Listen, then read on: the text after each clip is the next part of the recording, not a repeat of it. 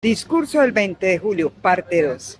Bienvenidos a Preguntas Incómodas de la Brújula CCM. Gustavo Petro habló de las bondades que tiene para la economía el campo y a renglón seguido habló de su propuesta para una nueva reforma agraria, máxima del comunismo marxista, en donde esbozó la necesidad de un método eficiente que permita la expropiación de los llamados latifundistas sin compensación a precios reales por parte del Estado. Así que viene para las sesiones la reforma agraria, que expropiará las tierras productivas para entregárselas a todos. Ya saben ustedes a quiénes. En un momento de la exposición, Petro habla de la desigualdad como consecuencia de la mala distribución de las tierras y que por ello se llega a la violencia sin fin del país. Parece que el presidente no se ha enterado que hoy Venezuela es un país mucho más igual que Colombia. Cuba también, Corea del Norte, ni se diga, pero ellos son iguales en la miseria. Más del 90% de su población es extremadamente pobre. Así que el problema no es la desigualdad, es la pobreza. Y esa no se combate quitándole a unos para regalarle a los otros, como en el modelo socialista que tanto le fascina al presidente Petro. Otra gran falacia que dijo el presidente Petro es que durante su administración el crecimiento en el campo era superior al crecimiento en la ciudad y que por ello han salido de la pobreza más personas en el campo que en los centros urbanos. La manipulación de los datos es evidente. El campo crece por la necesidad de alimentar a una población que pasó del 48 a 52 millones de habitantes en un par de años. Por el contrario, la contratación de todos los sectores económicos, como la construcción, la industria y el comercio, afectan principalmente a los centros urbanos que al campo. Por ello, es lógico que se refleje un crecimiento mayor en el campo que en las ciudades. Y claramente, haciendo ese análisis, no es un logro, es que Petro está destruyendo las fuentes de empleo en las ciudades. Petro saca pecho diciendo que su administración volvió al turismo como el segundo renglón económico del país. Otra vez se atribuye logros que no son de él.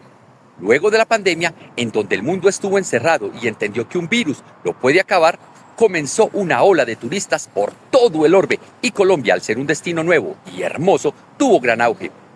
El país es relativamente seguro para visitar, gracias a las políticas de Álvaro Uribe y su seguridad democrática. Pero la seguridad ha venido en picada y con la pésima administración de Gustavo Petro, los niveles de violencia vienen en crecimiento. Esperemos que no se deteriore tanto el país, que comencemos nuevamente a ser estigmatizados como un lugar que no se puede visitar por los atracos, secuestros y demás crímenes que puedan recibir nuestros turistas. Así que Petro no cuida siquiera la nueva gallina de los huevos de oro. Criticó de frente al Banco de la República por las elevadas tasas de interés. Dice que la construcción, principalmente fuente de empleo del país, está detenida porque las personas no pueden acceder a créditos por lo alto de las tasas. En un artículo de la Brújula CCM se expone cómo el déficit del país es directamente responsable de la inflación y el Banco de la República solo tiene como herramienta para el control de la inflación la tasa de interés. Así que las tasas hoy son altas gracias a que los gobiernos no quieren dejar de gastar a manos llenas y la Colombia humana no es la excepción, llevando al país a una espiral de nuevos créditos que incrementarán ese déficit. Video recomendado para ustedes. Lo más delicado de esa parte del discurso del presidente fue cuando expresó que el Estado necesitaba controlar la especulación inmobiliaria y la especulación eléctrica, lo que es un atentado contra el libre mercado y una economía intervenida es lo que desean. En la historia de la humanidad, cuando ha habido control de precios, la respuesta siempre es la escasez. Así que, a partir de esa declaración del presidente, Colombia se quedará sin vivienda y a oscuras. Antes de comenzar su diatriba sobre la paz, habló que el país se está reactivando económicamente porque los últimos 2 meses había crecimiento positivo. Otra falacia, más a la lista de las dichas en su discurso.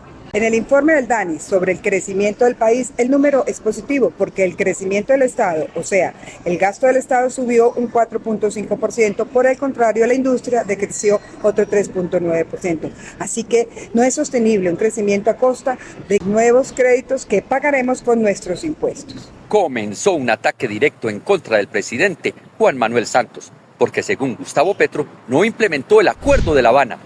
Parece un show con guión previamente escrito, porque desde la famosa reunión entre Santos y Petro, de donde salió como ministro del Interior Juan Fernando Cristo, se comenzó la insistencia en la aplicación de los acuerdos de La Habana. En un momento de lucidez, Gustavo Petro descubrió el agua tibia. Dijo que la violencia en las regiones hoy se debe a las rentas ilícitas de la droga, la minería ilegal, etcétera. Pero no se podía esperar que siguiera siendo sensato y posterior al diagnóstico habló que la forma de salir de esa violencia es mediante la negociación para que esos grupos dejaran esa codicia. Y para que queden claros los delirios del presidente, habla que se tiene que cambiar esa economía ilícita con una economía lícita mediante una negociación.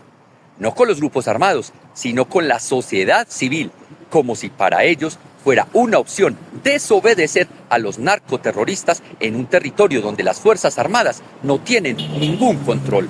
Y como para Petro, todo debe ser concertado y negociado con las comunidades, expuso que todo el programa de planeación nacional debe ser modificado, así como todas las vigencias futuras y los planes de transferencia municipal.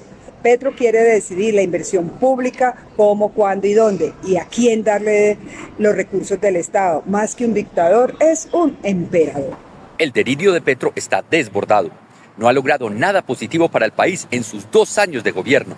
Incluso quiere obligar a los bancos a ser irresponsables y que tengan que prestar dinero.